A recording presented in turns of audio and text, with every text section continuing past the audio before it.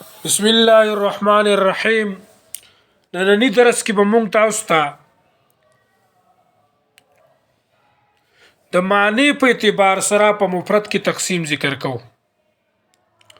نو د معنی په اعتبار سره مفرد د په درې قسمه معنی دی. د معنی په اعتبار سره مفرد په څو قسمه دی؟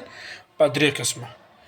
یو ته ویل شي عادات، او بل ته ویل شي کلمه، او بل ته ویل شي اسم.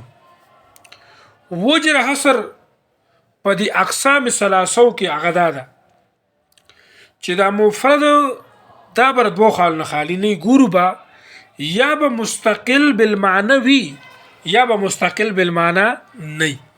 کچری مستقل بالمعنی نو نو دې ته ویل شي عادات، او کچری مستقل بالمعنی وو نو بیا بر دو خال نه خالی نه، یا به مقترن بالزمان وی یا به مقترن بالزمان نه.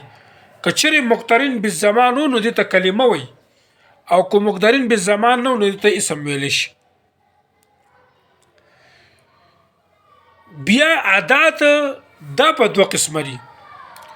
یو ته ویل شي عادات زمانی، او بل ته ویل شي عادات غیر زمانی. وجر اثر په دې اقسام کې دا ده چې عادات دا بر دو خال نه خالی نه ګورو به یا به په دې کې معنا د زمانی وی یا به پکې معنا د زمانی نه. کچری معنا د زمانی پکې وا نو دې ته ویل شي عادات زمانی. لکه هغې د فار مثال لکه افعال ناقصه والا کانا سوارا زلا باتا دغه شو صحیح شو. او کچری معنا د زمانی پکې نه وه نو دې ته ویل شي عادات غیر زمانی. لکه حروف جاره والا من فی دغه شان شو، دغه څیزونه شو. صحیح شو، پوه شو په خبره باندې. ښه، اوس په موږ د دې سبق موافق چې کوم دی هغه ترکیب کوو. نو ترکیب ته غوږ ونیسئ. ترکیب به داسې کوو: وو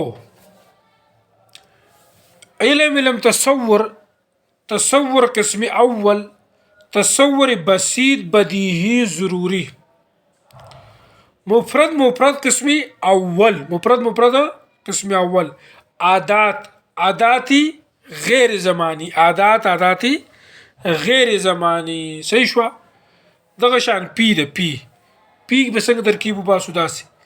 علم تصور قسمی اول، تصور بسيط بدیهی ضروری. تصور بسيط بدیهی ضروری. مفرد قسمی ثانی، مفرد قسمی ثانی. عاداتی غیر زمانی، عاداتی غیر زمانی. صحیح شو. ورپسې د کوورت.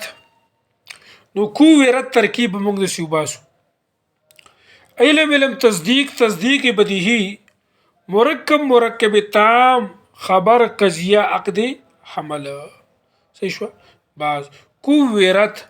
علم تصور قسم اول، تصور بسيط بدیهی ضروری. مفرد قسم ثانی. کلمه محمول بحمل اشتقاق، حمل ترکیبی، حمل هو زو هو. صحیح شو. پدې کې دننه ضمیر. علم تصور قسمی اول، تصور بسيط بدیهی ضروری. مفرد قسمی ثانی. پدې باندې پوه شئ. مفرد قسمی ثانی. اسم جزئی نزد متعیرین و کلی نزد متقدمین. پدې باندې پوه شئ. متقدمین. صحیح شو. موضوع افعل محمول سے مل کر علم تصور علم تصدیق اللہ ولیانو. علم تصدیق بدیہی. مرکب تام خبر قضیه عقد حمل. صحیح شو. په دې باندې ورسېدې د کشان به تاسو هغه د وباسئ. صحیح شو.